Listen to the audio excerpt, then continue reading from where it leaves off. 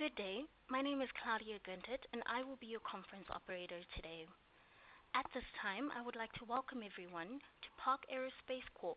Fourth Quarter FY25 Earnings Release Conference Call and Investor Presentation. All lines have been placed on mute to prevent any background noise. After the speaker's remarks, there will be a question and answer session. If you would like to ask a question during this time, simply press star, then the number 1 on your telephone keypad. If you would like to withdraw your question, please press star, then the number 2. Thank you. At this time, I will turn today's call over to Mr. Brian Shaw, Chairman and Chief Executive Officer. Mr. Shaw, you may begin the conference. Thank you, operator. This is Brian. Welcome everybody to Park's Fiscal 25 Fourth Quarter Investor Conference Call. I have with me Mark Esquivel, our President and COO. Right after the close, we announced our earnings. We did a news release announcing our earnings. You want to take a look at that. In the earnings release, there are instructions as to how you can access the presentation, either through a link or through a website. You want to take a look. You want to get that up in front of you. Be sure to go through the presentation. And after we go through the presentation, which could take maybe 45, 50 minutes, just want you to be aware of that. Mark and I would be happy to answer whatever questions you might have. Okay, so why don't we go ahead. Slide 2, forward-looking disclaimer language. We're not going to go through that, but certainly let us know if you have any questions. Slide 3, the James Webb Space Telescope. It seems like we're featuring this every quarter. There's so much news. As you probably know, the James Webb Space Telescope was built with, constructed with our Sigma struts, which is our proprietary strut technology. And so what's the news this time? We got a little bit of a picture of the James Webb in the L2 Lagrange orbit, which is about 1 million miles from Earth. I believe it's pretty far away. 99.7, that's a pretty high percentage, pretty good odds. Chance of alien, listen to this, alien life, this is no joke, on a Milky Way planet that's in our our galaxy, I guess we call it, K2-18. That's the name of the planet. I'm sure you've heard plenty about that. It's only 124 light years away from Earth. That's just right around the corner. It's in our own galaxy. Thank you, James Webb. So what the James Webb apparently did was it detected certain kinds of gases which are only produced by biological processes. So it's quite incredible. What's also kind of strange? Do you hear about this on the news every night? Like all day long, all night long? Life on another planet, 99.7% certainty. I don't. I hear nothing about it. I don't know what they cover in the news, but you would think this would be like 24/7 news, but it seems to not be. Anyway, table of contents, our investor presentation. We're about to go through that. And then we are supplementary financial info at the back in Appendix 1. We don't go through that during the presentation, but certainly let us know if you have any questions about it. Okay, let's go on to slide 4. Quarterly results for 23, 24, and 25 in thousands. Let's go right over to the right-hand column, Q4, which is the quarter we just announced. Sales, $60,939,000. Important to mention that we get to that later again, but 4.4 million of those sales were C2B fabric.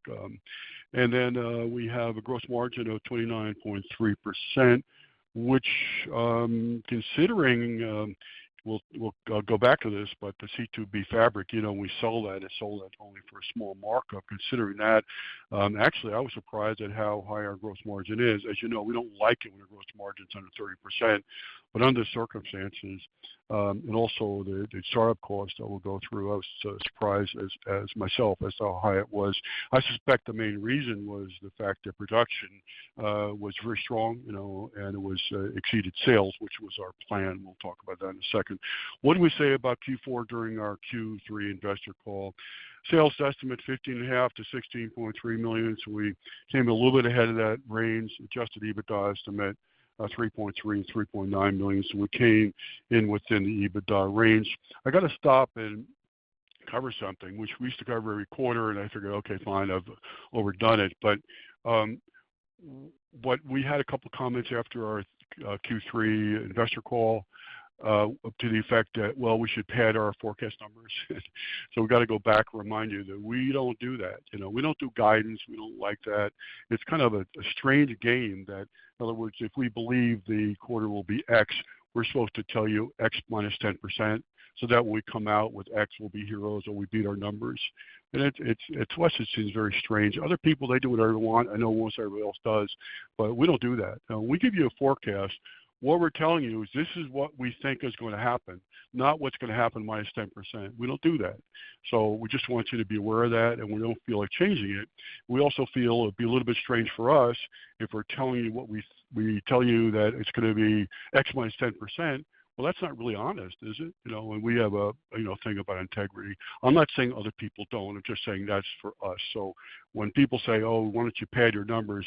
Understand, we're not going to do that. So when we tell you, give you a forecast, we're saying this is what we think will happen, and we'll be wrong sometimes, and sometimes we clearly are. But the time we tell you that, we're saying this is what we think is going to happen. So we just want to remind you of that. We used to discuss it every quarter. We haven't in a while, but maybe we need to remind you again. Slide 5. Considerations for Q4. So let's get right to it. Production versus sales.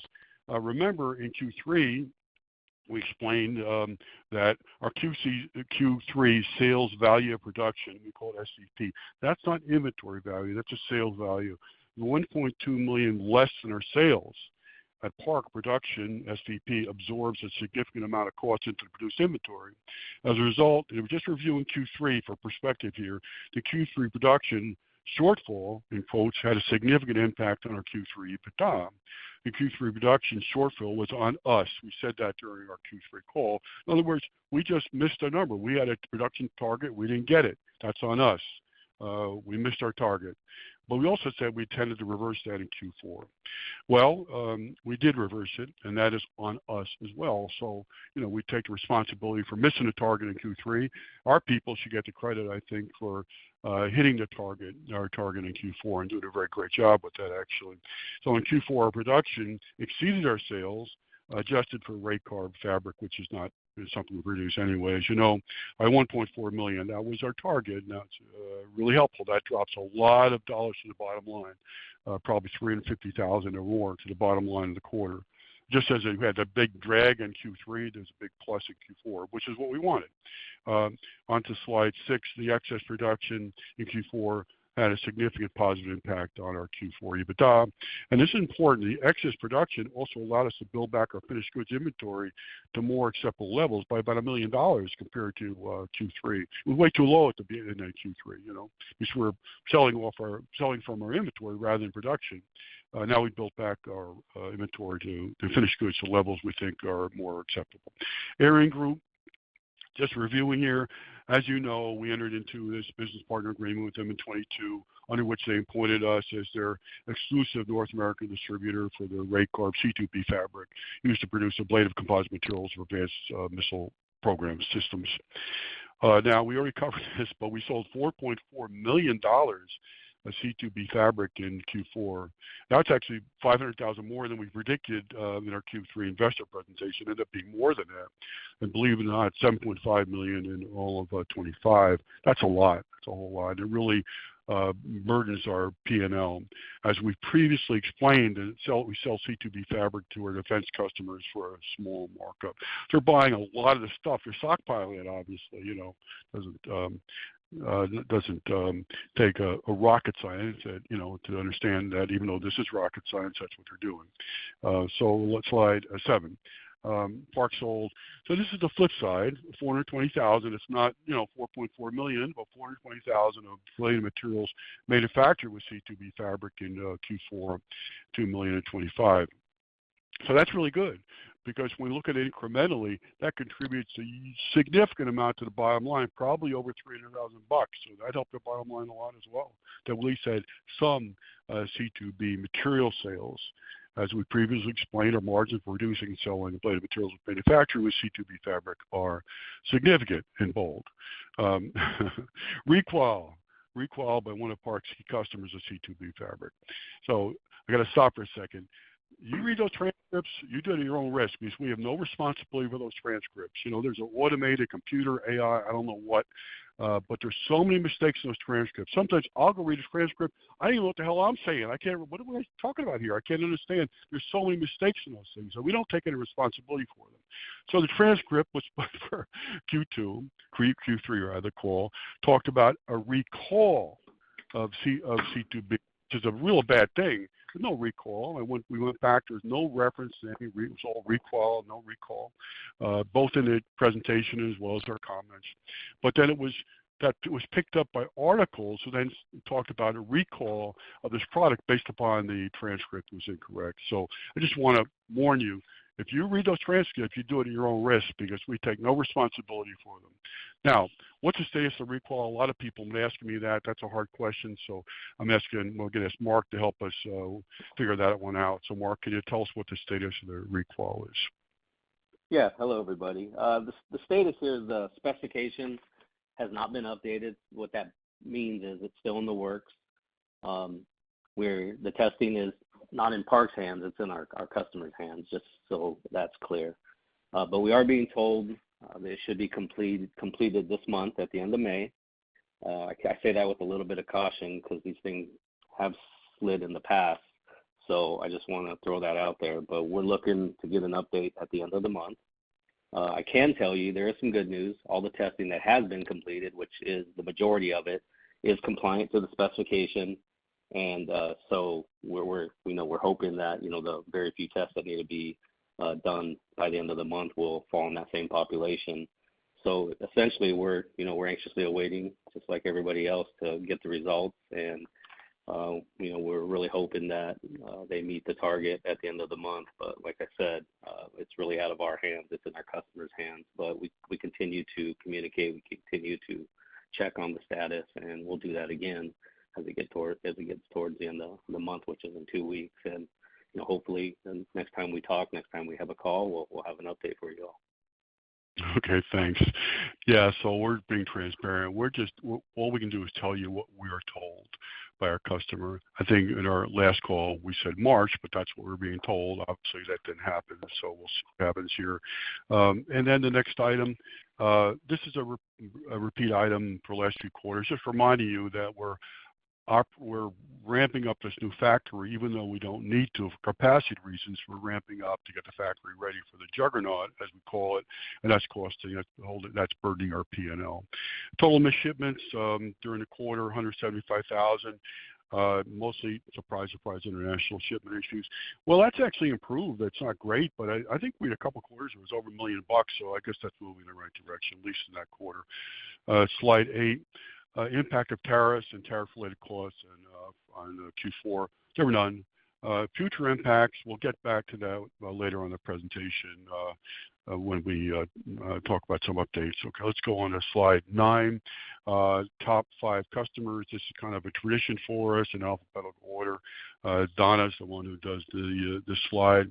Yeah, you probably get some of the people in the audience could probably cover this better than I could. Aerojet Rocketdyne, that's the Patriot missile. The Middle River, I guess we're using the A321 LR commercial aircraft. Kratos, obviously, the fighter jet.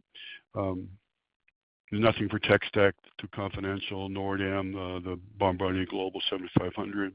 The aerial target aircraft, it's unmanned.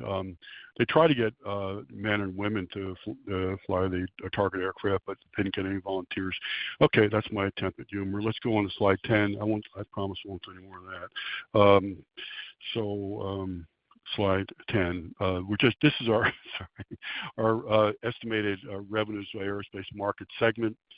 And you can see that we talk about this often. 21 was a little different due to the pandemic, but the 22, 23, 24, and 25, the pie chart looks, pretty similar.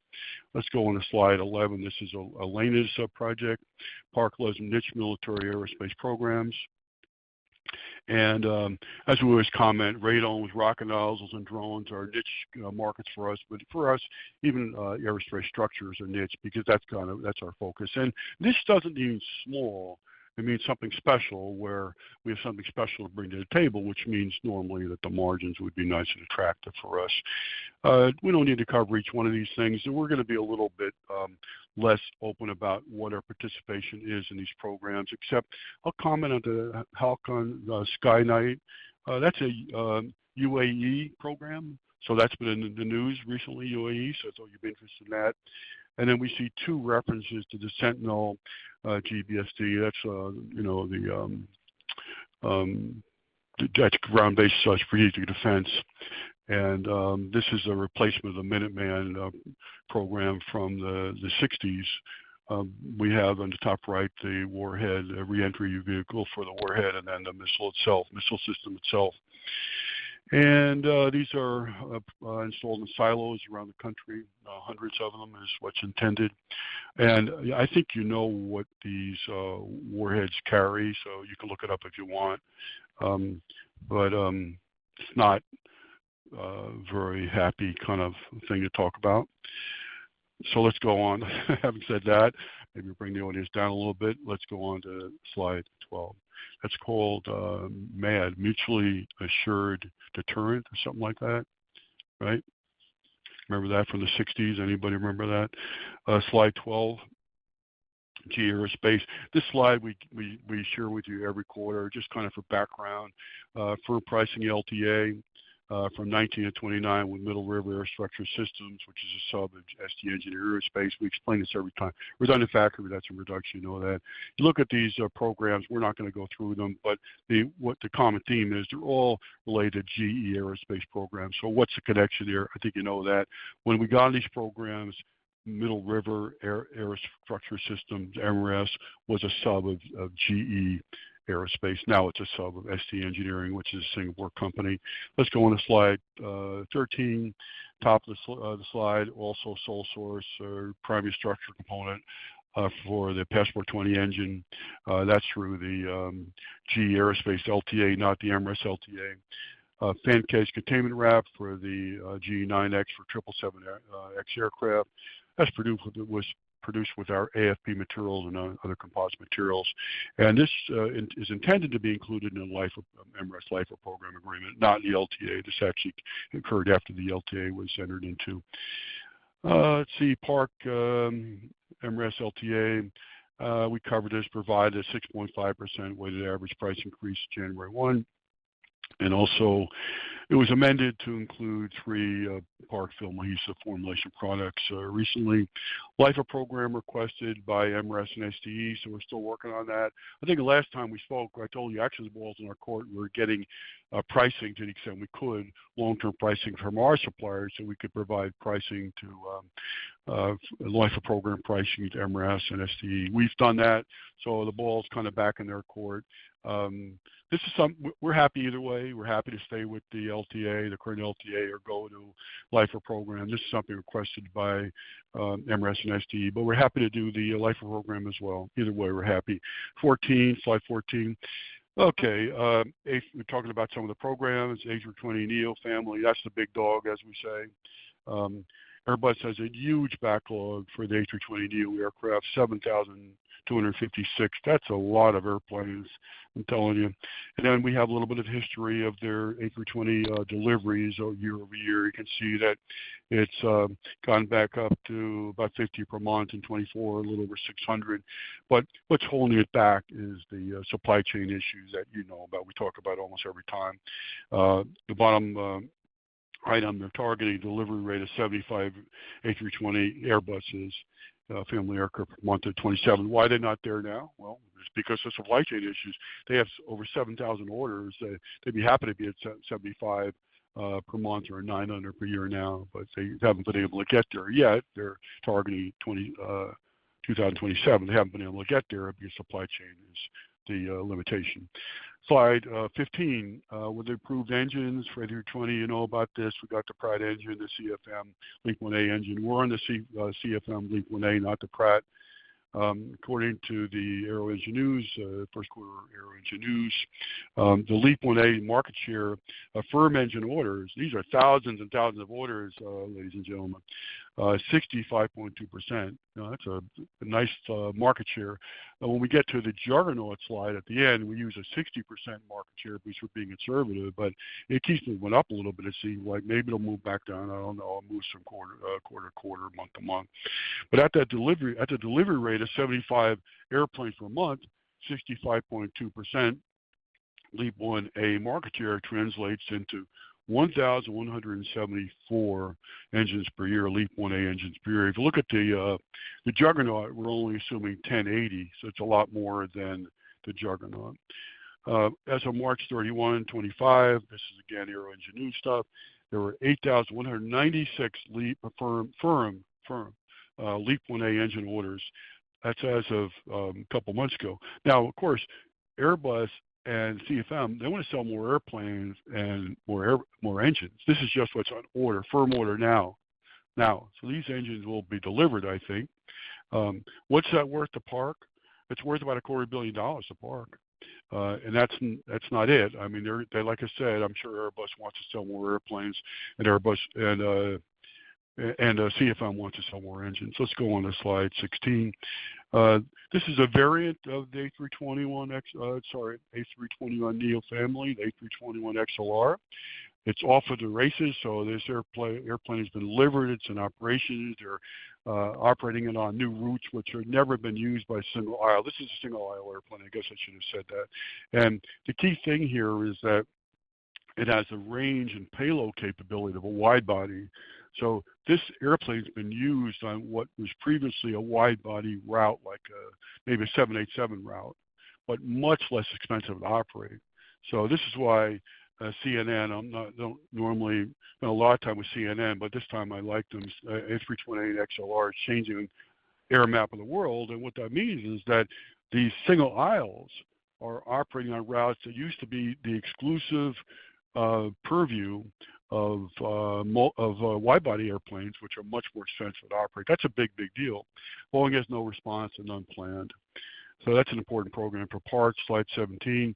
Let's switch over to China, the Chinese, COMAC, the Chinese aircraft company, C919. That's a single aisle that they developed to compete against the A320 and 737. They're just ramping up now. They're targeting 30 deliveries in 25. They're not going to get to 900, but we'll see how far they go. They plan to increase production capacity to 50 airplanes this year. Plan to achieve production rate of 150 aircraft by 28. Report to have over 1,000 orders for these airplanes. COMAC aiming for EASA certification 25. That's significant because, see, EASA, that's like the European FAA, European Aviation Certification Agency, because there was this belief and theory that these Chinese airplanes were going to be China-only airplanes that would just operate in the Chinese market. That's clearly not what COMAC is thinking, you know. So the fact that they're saying they're going to get EASA certification is a big deal. Certification outside of China. Trade conflicts, people ask about trade conflicts. Well, can COMAC produce a 919 without U.S. suppliers? The answer is absolutely not. Absolutely not. Absolutely not. And if U.S. suppliers were cut off on the program, in my opinion, I'm not the only one who has this opinion, though, that program would die forever immediately. And it's such an important prestige program for the Chinese. They're not going to let that happen. And it's a good thing, you know, that there's trade where there's, you know, what do you call it, a mutual interest dependency where we need each other. So the Chinese will not let that happen. So they're going to need to continue to source these key components from a U.S. supplier. That's my opinion anyway. Slide 18, staying with the Chinese, COMAC 909, that's the regional jet. It's a little smaller jet. And look what they're doing. They have it delivered to Lao Airlines and Vietjet. Lao is in Vietnam. So they're not Chinese. So what's going on there? In other words, again, everybody was saying, oh, these are Chinese-only airplanes. I don't think COMAC believes they are. The 777X with the GE9X engines. Test flight certification program reportedly progressing well. 777X test program amassed more than 1,300 flights. That's a lot, you know, on 3,800 flight hours. They're targeting 26 for Boeing is for certification first delivery. Let's knock on wood on that. Let's hope that happens. They reportedly have 521 open orders. That's of about last week. But did you hear that Boeing, they hired this new high-powered sales guy? And that guy, he just got an order for 30 airplanes from Qatar yesterday, I think, Qatar. I pronounce both ways. Did you hear about that? That new high-powered sales guy. So they have to add that 30 to the 521. Slide 19. GE Aerospace program sale history. So you're familiar with these numbers. At fiscal 20 before the pandemic, we popped out at 29 million. We're kind of trying to claw our way back. 25, 24.7 million, not quite there yet. The Q1 forecast, 5.2 to 5.6. That's kind of a little bit anemic. I wouldn't read too much into it. Quarter to quarter, there's a lot of issues related to inventory management and things like that to move the numbers up and down that aren't really indicative of longer-term trends. The forecast for 26, we're going to stay with this, 28 to 32 million. That's what we gave you last quarter. Although you could see we're starting out slow in Q1. That forecast is based upon the information provided by our customer. And actually, a customer provided us 3 scenarios, low, middle, high. That's a low scenario. I don't know. Maybe we'll have to adjust it down, later on if we continue with this. Like Q2 looks similar to Q1. We'll have to see. Because like I said, we're getting off to a little bit of a slow start. But we're staying with this forecast for now. Okay, slide 20. Now we're talking about Park's financial performance history and forecast estimates. The history, the history, so we won't spend a lot of time on that. We already talked about the quarter. We already talked about the fiscal year. So why don't we just go right to the forecast, our forecast for Q1. 15 to 16 million sales, 2.5 to 3 million of EBITDA. That's our forecast for Q1 for Park. We already talked about how in the historical sales, how much C2B content was in historical sales for last year and last quarter. But if you look at the last footnote on the slide, we're also talking about $1.2 million C2B fabric sales expected in Q1. So, of course, that affects our bottom line, holds our bottom line back a little bit. Let's go on to slide 21. Historical. So now we're looking at historical results, but with a fiscal year emphasis. And we already pretty much covered most of this. 62 million. Oh, I know. This is a good slide to look at to get perspective about our using our new factory. Because if you look at 25, our sales were 62 million, but about 7.5 million were C2B. That's not produced, so that means equivalent to about 55 million. And go back to fiscal 20, 60 million, but the new factory didn't exist at that time. So all that 60 million was produced and sold with their existing factory. So you see what's going on here? We used a new factory. We're bringing the factory online because we're ramping it up for the juggernaut, but it's holding our P&L down. There's a lot of extra costs involved with bringing a new factory online. Just a good illustration of that, I think. Let's see what else we got here. Important things, supply chain limitations. Yeah, again, look at the top line. Sales, 31 million, 40 million, 51, 60 million, really moving in the right direction. Then look what happened. We got all caught up in a pandemic, and we're just trying to claw our way back now. Ramping up costs for the juggernaut, we talked about that. And then we talked also about how much of our fiscal 25 sales were C2B fabric. Let's go on to the next one, slide 22, some general updates. A new agreement with Ariane. So we talked about our existing agreement. The first check item, we already covered that, so we don't have to cover that again. Next check item. Then we entered into a new agreement just recently. And under this agreement, Park will is advancing Ariane 4,587,000 euro. Why are we doing that? Those funds will be used by Ariane to help finance the purchase and installation of new manufacturing equipment for Ariane's production of C2B fabric. That amount is to be paid to Ariane in 3 installments, the first of which was paid in Q1. That's equivalent to about 1.5 million. So again, when we get to our Q1 balance sheet, you'll be looking for that 1.5 million expenditure to be reflected in our cash. The purpose of this new agreement is to provide the additional C2B fabric and manufacturing capacity necessary to support the rapidly increasing demand for C2B in Europe and North America. Slide 23, more general updates. This is kind of a nice one, maybe not a huge deal, but our lightning strike protection material was certified on the Passport 20 engine for the Global 7500 business jet. It's worth about $500,000 per year. That'll kick in later this year. We're very pleased about that because it was taken for so long. I never would say this to anybody, but in my own mind, in my little private moments, I was probably just giving up on, whether it's ever going to happen at all. So that was very surprisingly good news. When someone called me and said, hey, this got certified, I said, what? That must be a mistake. It wasn't. Park's ablative composite material, sole source qualified. We talked about this before. That's the next generation Iron Dome. And then Park entered into an agreement with a major OEM to license technologies for hypersonic missile programs. We understand we're the only licensee. Phase 2 manufacturing trial and testing of the licensed technology continues. We mentioned the same thing last quarter, so I appreciate it, Mark, if you can give us an update on how the trials are going. Sorry about that. I was on mute. Didn't want to have any background noise. So the trials on this are going really well. Again, we licensed the product, so the formulation work was done ahead. So what the phase 2 is, we're building laminates, we're making material, and we have a partner for that as well, because this will require investment once we get to the point that we've industrialized the project or the product. So we are building panels now. We're making material.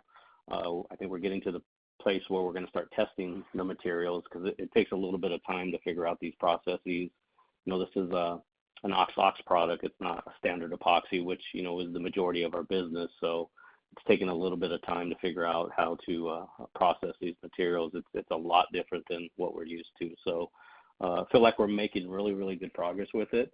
And, the next steps, maybe in a few months, maybe about 6 months, we'll have a better update that, where we're at, once we kind of button up the processes and get some of the test data and, potentially, have a product where we could, release a data sheet, meaning that, we can go to the public with it. In the meantime, we are talking to a few customers, a few OEMs, a select few partners just to, kind of figure out what their needs are with this product. And, that helps us develop our test matrix and helps us decide, what kind of panels we need to build. But again, we're being very selective who we're talking to because we don't want to, go out to the market when we're still trying to work out the details of the product, the fine tuning of it. So, like I said, maybe about 6 months we'll have, a better update and give you guys a sense of where we're at with this project. So, but we're definitely making progress with it. Okay, thanks, Mark. Why don't we go on to slide 24? We covered this last quarter, expecting about $5 million per year from the new LTA with GE Aerospace, which is different than the MRAS LTA. So we're in discussion with two large Asian industrial conglomerates related to Asian manufacturing joint ventures. This would be a joint venture to do what we do in Asia, produce prepreg for aerospace. They approached us. Both these companies were in active discussions with them. We're not intending to contribute any cash, so it will just be our IP. We'll see how it goes. Maybe it'll happen, maybe not, but I thought at least we'd mention it to you. Current MRAS supply scorecard, rather, 100, 100, 100. That's what we need. We need that 100, 100, 100. That's very unusual. I think we discussed that before, but that's kind of our mindset. That's our philosophy. Is we're not looking for 99s. We're not looking for 99.9s. We're looking for 100s. That's all that. If it's less than 100, we're unhappy. And we'll be talking to the customer about, okay, what happened? How do we fix it? I'm not kidding. 99.9, we're going to talk to the customer. I've been told, most suppliers be happy with 80s. Tariffs, back to you, Mark. All the hard ones get rid of Mark. Tariffs, international trade conflicts, expected impact on on Parks. We said in Q4 there was no impact, but let's talk about what we think going forward about tariffs.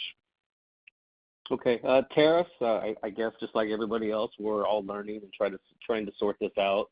We feel like we did a pretty good job getting ahead of it when we saw it coming. I think it was like early March. We started updating our order confirmations, our quotes.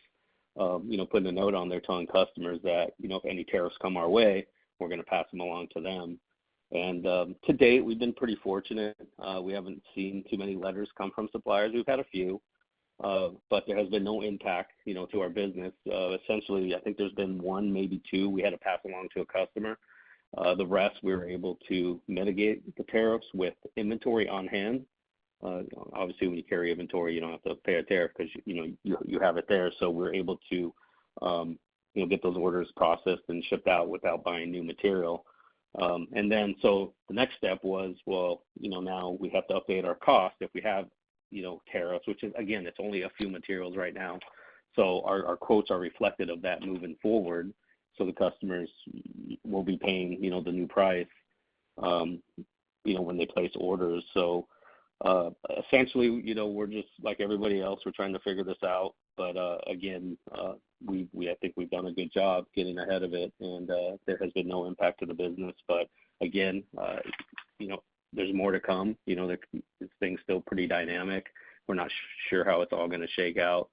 So we'll probably have to give you maybe another update on the next call as well to see if that has changed. But again, we feel like we're in pretty good shape with this, and we continue to talk to our suppliers, and we don't see anything else coming our way. But I can't say that with 100% confidence, but we feel pretty good about where we're at today with this. So I think that's the update, Brian. Okay, thanks.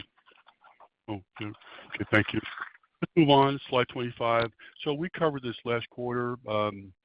We said we have a new emphasis on defense markets and programs. Why is that? Well, there aren't any new commercial aircraft that we're even aware of. The 777X, we're on that. The 929 will never get on that. I'm not going to go into that now, but that won't happen. But we see significant opportunities in the military defense markets, especially related to missile programs. What's our focus of late is in hypersonics? How is that emphasis working out for Park? Well, actually remarkably well, and we'll get back to that a little later on in the presentation. Slide 26. Recent questions from investor. We love questions. Often we think, well, 3 or 4 other people probably thinking, or maybe 30 or 40 other people, the same question. They just don't want to ask it. Will the C2B fabric manufacturing equipment funded part by Park's advanced to ArianeGroup be located at Ariane's facility or Park's facility? That'll be at Ariane's facility. Who will own and operate the new equipment? Ariane will. Next question. The Park MRS LTA provided for a 6.5% weighted average price increase. Does the LTA provide for any further price increases through 29? No, except for price increases related to increases in cost of certain raw materials Park uses to produce products for MRS. What about the life of program agreement? Well, with the life of program agreement, a little bit different because there are different price adjustments to the life of program agreement. If we enter into it, maybe we will, maybe we won't. But like I said, we're happy either way. We're happy with life of program. We're happy with the current LTA. You mentioned that Park is a true blue American company. That to Park's knowledge, only one of Park's competitors is an American company. Who's that? We believe Hexcel is an American public company. We're not aware of other. Hexcel is a much larger company, but still a competitor. We're not aware of other competitors that are owned, are U.S. owned. Let's go on to slide 27. Park share buyback. So history. We spent. Let me just kind of go through this quickly so we don't get too bogged down. But this May 23, 2022 authorization, we spent $9,296,000 on it. We're spending some real dollars on this thing now. And then in Q1, it's not reflected in our Q4 report. In Q1, we spent $2.1 million or $2,165,000 just in Q1 alone. We'll see that again in our Q1 report when we talk about our Q1 cash. And then just so you know, that $2,165,000 included in the total $9,296,000. Okay, should we continue to buy back stock? Well, let's revisit that. Park's incredible cash dividend history. Yeah, we'll cover this every quarter. I think 40 consecutive years, over $600 million since in the last 20 years, $29.47 per share. It's quite incredible for a little company like Park. Here, the founders started the company in '54 with, I think, $40,000 that they had left over from war duty. So that's a company that has paid over $600 million in cash dividends in the last 20 years. Let's go on to slide 29. Okay, here's a big one. Yeah, I would say it's a real big one. New manufacturing expansion of Park's manufacturing. Major new expansion, rather, of Park's manufacturing facilities. Park is planning a major new expansion of our manufacturing facilities. Planned expansion will include a plant, and it could be at our Newton, Kansas campus or elsewhere. We have our road warriors out there now looking at other locations, Kansas versus remote. It'll be a very difficult decision to make because the economics of Kansas will be better, but there are other maybe non-quantifiable factors which would make remote better. So we're going to have to figure that out, working on it now. Will it be a challenge to recruit additional employees? Oh, yeah. It'll be a challenge. That's one of the reasons we're looking at it remote as well, because we think, well, maybe if we have 2 locations, it might be easier to staff up to the extent we need. The plant expansion will include the following new manufacturing lines: solutions creating, hot melt film, hot melt tape, hypersonic materials manufacturing line, and support equipment. Mark was just talking about that. Let's go on to slide 30. Preliminary estimate capital for the estimated capital budget for the new manufacturing plant equipment, $35 million plus or minus $5 million. So we're talking about some very, very big numbers here for Park. Very big numbers. Why are we doing this? Our long-term business forecast requires it. That's why. Significant new business opportunities for both hot melt and solution composite materials, defense and missile programs are drivers. Remember a few slides ago where you asked, how's that working out for us? Well, it's working out for us pretty well. So our focus is paying off big time. Why are we doing it again? Have the flexibility to be in a position to take advantage of new opportunities as they arise. But we're not in a position to take advantage of the opportunities when they arise. We won't get the opportunities. Have the flexibility to provide 100 support and service for the GE programs. Very important for us. We don't want 99.9. We need 100. And we're feeling a little tight, actually, even on the GE program. So that's one of the drivers of this decision to do this major expansion as well. We're thinking and planning for the long term. We're thinking and planning for our future. When you think about capacity, you got to think 5 years out, It takes 3 years to build a plant, and you got to do trials, get qualifications. 5 years at least. 5 years. Probably better to use 10 years. So we think that far out. We think, yeah, we need to do something here. It's very important. It's a great opportunity, but we don't want to miss it. Go on to slide 31. Interesting stuff. Others may do things differently. They may wait until the opportunities are mature enough and risk missing out on them as a result. But as you know, at Park, we're not like the others. So, yeah, we're in control of our destiny. We have our own cash to do this with. We can do things for our future.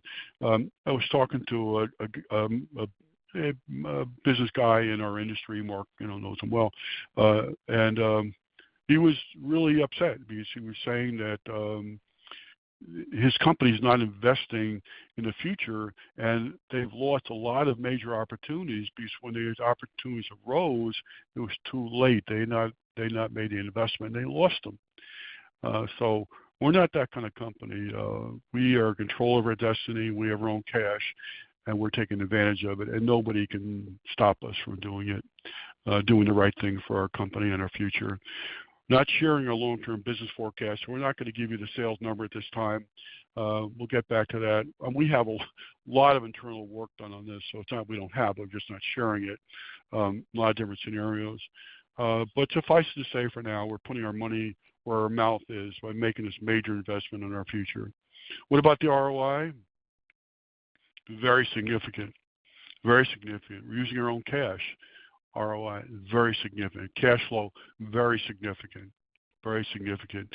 I think back, and I'm sorry that call's going on a little bit long here, but actually I have a lot to cover. Over the last 5, 6, 7 years, we received from bankers, M&A opportunities, and it was aerospace. It's like, it was so superficial. Oh, aerospace, that means it's right for Park? Of course not, Just because it's aerospace doesn't mean it's right for Park. But, we saw businesses where they were sold for $120, $130, $140 million. The sales were $20 million. So it's really good we didn't go there. Because now we're talking about some real ROIs here. I don't know what the ROIs would have been for something investments like that. These are some real ROIs, very significant. This major new investment change we're thinking about our cash, maybe. Maybe we'll get to that in a couple of slides. Buybacks, JVs, where he said those JVs, we told the JV partners, well, we're not contributing cash, we'll contribute our IP, but not our cash. What about the high-level conceptual financial outlook included in our recent quarterly investor presentation? What happens to that? We'll take a look at that. So let's go on to slide 32. So you see, when you look at this slide, This is the reason we felt we need to talk to you about this now, because there are two slides in our prior presentations. This is one of them. You see where it says major new expansion project, $35 million. In the prior presentations, that was $7.5 million for a treater. So we felt, well, that certainly wouldn't. We couldn't present that slide to you again. That would be so wrong. So our other option was to delete the slide, but we thought if we did that, that would alarm investors and cause angst, that we don't want to do that either. So here's this new slide, and this is one of the reasons we felt, because of things we covered in our prior presentations, we really needed to tell you about this now, this major event now. But look at our cash. We had 68.8 at the end of the quarter.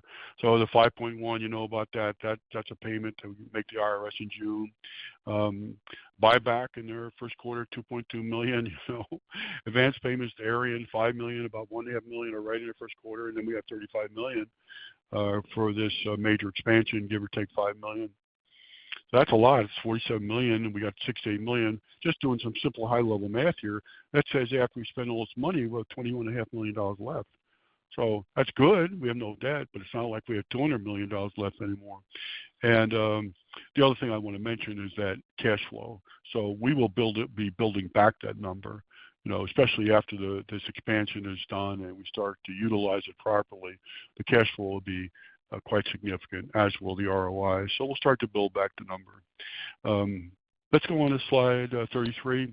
All right, so this is something that we cover every quarter. We're not going to go into great details. We call this financial outlook for GE Aerospace Jet Engine programs, the juggernaut. What's the timing for the juggernaut? We don't know. Not sure, but it can't be stopped. We better be ready. We know it's coming. Let's go on to slide 34. This slide is almost the same as the prior slides relating to the numbers for the juggernaut. We just added something for consistency. Miscellaneous GE programs, 2,750,000. So we did was we wanted to make this slide consistent with the prior slide, which had the GE sales history, because GE sales history includes all GE program sales. This juggernaut slide did not include some of the GE Aerospace LTA sales. So we're now including in this last item miscellaneous GE programs. These are under the GE Aerospace LTA, not the MRAS LTA. It's a little confusing, but we just wanted to make it apples to apples, so the numbers kind of reconcile with the historical sales. We can go on to the next slide and just look at footnote 9, because footnote 9 describes this new item. Multiple part composite materials products supplied into the GE90, GenX, and GE9X engine programs under the Parks LTA with GE Aerospace. Again, not MRAS, GE Aerospace. Let's go on to the next slide here. And this one, slide 36, this is something we presented in the last few quarters. This is, again, a reason why we felt we needed to talk to you about this major expansion. Because we have big question marks here now, you know. We have non-GE programs incremental sales, question marks. If you look at the footnote, that number was $15 million in the prior quarterly investor presentations. That number is blown out the window. Blown out the window. We're not going to talk about what the number is, but that number is gone. So we couldn't provide the same slide to you. It would just be wrong to provide a slide which talks about $15 million incremental sales. We're not giving you the number now. We want you to know that something is very different here, and obviously the total will be very different as well. Right there, but it's simple math, you know. Let's round GE programs up to 60 million. The non-GE programs has been maybe around 30 million, give or take, that's 90 million. Then 15 million incremental is 105 million. Well, that number doesn't work anymore. And we're not giving you a new number, but we're telling you that it doesn't work anymore. And that ties into why we're communicating to you about this major expansion initiative. And actually, that's the end of the presentation. We're not going to go through the appendix. So thank you, everybody, for listening. Operator, Mark and I would be happy to take questions now if there are any. Thank you. We will now be conducting a question and answer session. If you would like to ask a question, please press star and then 1 on your telephone keypad. A confirmation tone will indicate your line is in the question queue. You may press star and then 2 if you would like to remove your question from the queue. For participants using speaker equipment, it may be necessary for you to pick up your handset before pressing the star keys. One moment please while we poll for questions.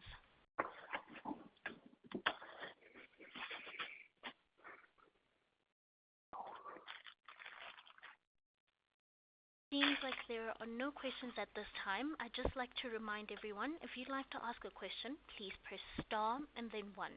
If you'd like to ask a question, please press star and then 1. One moment please while we poll for questions.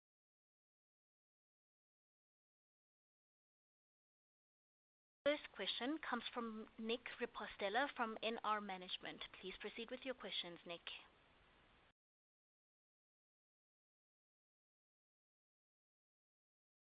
You there, Nick?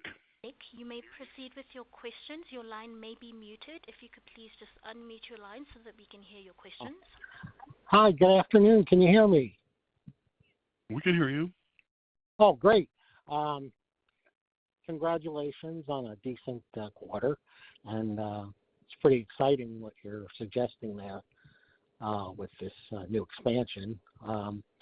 So I just have a couple of general questions. With regard to tariffs, I know it's hard, but in the big picture, just your best guess at how it might play out, in terms of the, airlines and Airbus, for example. So if you can comment on how you think it, I know it's hard to answer, but there's just so much different opinions on how, it might work out. And there's a lot of, tough talk going around, but, your best guess. Secondly, go ahead. Sorry. Did you finish your question? Okay. That's the first question. The second question is, if you could just, there's been a lot of talk and a lot of sell-side research on supply chain still and engine components. Do you think that those issues have mostly resolved themselves at this point? I mean, GE has been pretty positive, but so just your further thoughts on that. And, and then do you think, what would be your biggest worry in terms of, delaying the juggernaut at this point? And I know that's also a difficult question, but as, Airbus, when they reported recently, I think we had an email back for they're not backing down. So there is optimism there. So anyway, those are my questions. Thank you so much. Thanks, Nick. Okay, we'll try to take them in reverse order. I think the last question is, what is the biggest obstacle to juggernaut occurring? I don't know. I mean, I think it's more really a question of when than if. That's my opinion. I don't see the juggernaut not happening. I don't see the scenario under which it doesn't happen. But you could argue, and obviously people do, about when it'll happen. Airbus has, if we're talking about the A320, they have their input. Other people want to be skeptical. And you know what? I'll say I kind of got tired of listening to it because it's just so much noise and noise and noise. Like, who cares? And we just have, for our perspective, we just have to be ready because we believe it will happen. And every expert has an opinion. I get these email services, with all these aviation experts, and I don't know who pays them because I don't know what their opinion is worth, but my opinion is too much. On the supply chain stuff, yeah, you probably heard that Airbus is building gliders again. I think it's 17 gliders. I'm not sure. I think that's the number that they produce this year. Gliders mean that they're producing airplanes and no engines, and thanks to that they don't have the engines for the A320. Now, what I'm told is there are a little bit of bright news is that in the first half, more engines have been going to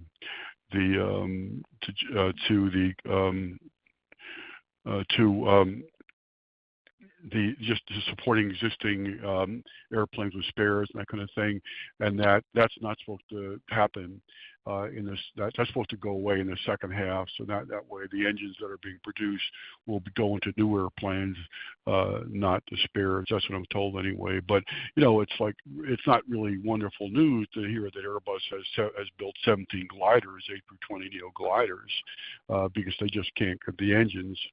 It's still the supply chains with the engine companies still obviously an issue, and I just hope they figure out a way to get their act together, and not just for Airbus, but obviously for Comac and Boeing as well. So I don't know if that's a good answer, but that's the best answer I can provide. We'll have to see. I think they'll have to get their act together at some point, but I don't know when. Maybe that's a similar answer to the answer to the first question.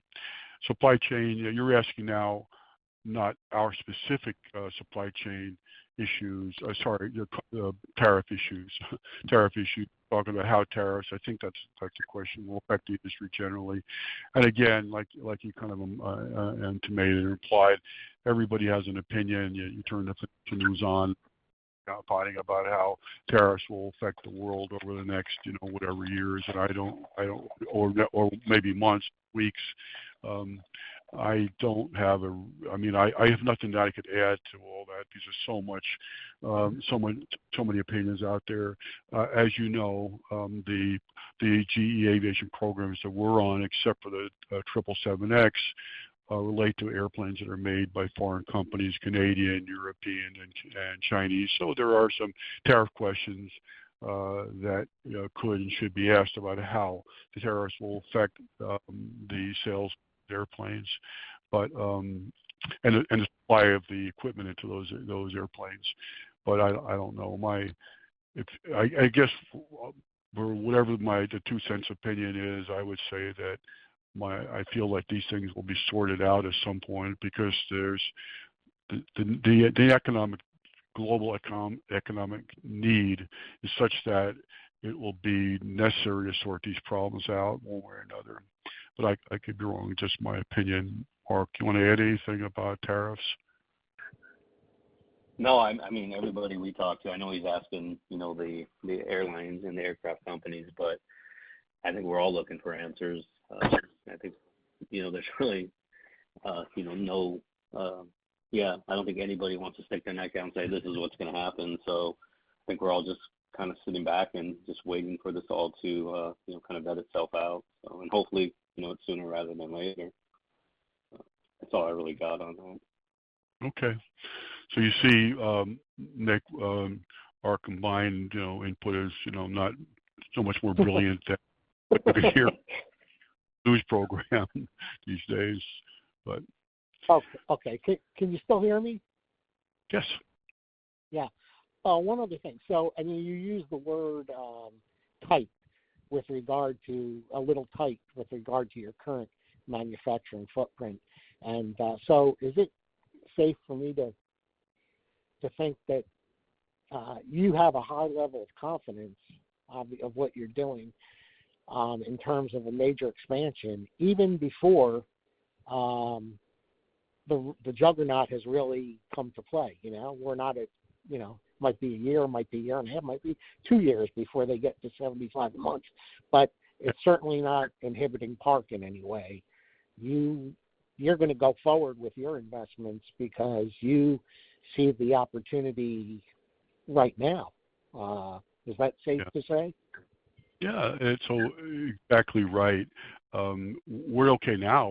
We're having trouble keeping up now, but we have to plan for the future.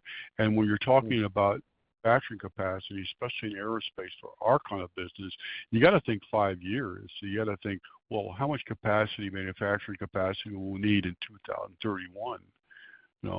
2026, 27, 28 doesn't matter, because we need to be ready for 2031. And if we don't get ready for 2031 now, we will be in trouble and we'll miss out on things, and we could end up being too tight and disappointing customers, and that's just not our way of doing business, Right. But all while you're thinking forward, as a shareholder, it's reasonable to assume you'll have higher sales, in the next couple of years.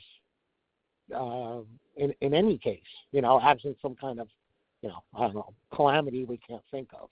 The company will be growing while planning for 4 or 5 years. Is that reasonable to assume? So the question, I think the answer is yes. Okay. But the question is this: you take the capacity we think we need in 2030, 31. Okay, so we're building towards that number. Is there a straight line between where we are now to that point, or is it kind of a squiggly line? And we don't know. Right. But Nick, the way we look at it, it doesn't really matter, because we have to think 5 years out capacity-wise, and if we feel we don't have enough, and we feel we definitely do not have enough, we need to deal with it so that when we get to that point, we'll be where we want to be. Not only to be able to handle the programs we know about, but what about new programs, new opportunities that come our way? Like I said, our friend is so upset with this company because they didn't invest for the future. So when programs came around, they lost them. We don't want to be in that position. We want to be in a position where the new opportunities, whatever they may be, we can take advantage of them if we want to, if we feel the right part. All right. Well, my suggestion is those folks in Washington that care about American manufacturing, they ought to be talking to the guys at Park, because you're thinking of the future with American jobs, and it's a beautiful thing. Well, thank you very much for saying that. I doubt anybody from will be calling me anytime soon, but nevertheless, but you're exactly what they're trying to make a point of. That's true. Well, I agree. Okay. Well, thank you so much for answering the questions, and have a good evening. Thank you very much, Nick. We appreciate your questions. Really helpful. All right. Thank you. At this time, there are no further questions in the queue. I would like to hand the call over to Mr. Shaw for closing remarks. Thank you, sir. Thank you very much, operator. Thank you, everybody, for listening. Thank you for hanging in there at the extent you're still on, or actually a little over an hour. Have a good day. If you have any follow-up questions, feel free to give us a call. Thank you. Goodbye. Thank you. Ladies and gentlemen, that does conclude today's conference. Thank you very much for joining us. You may now disconnect your line.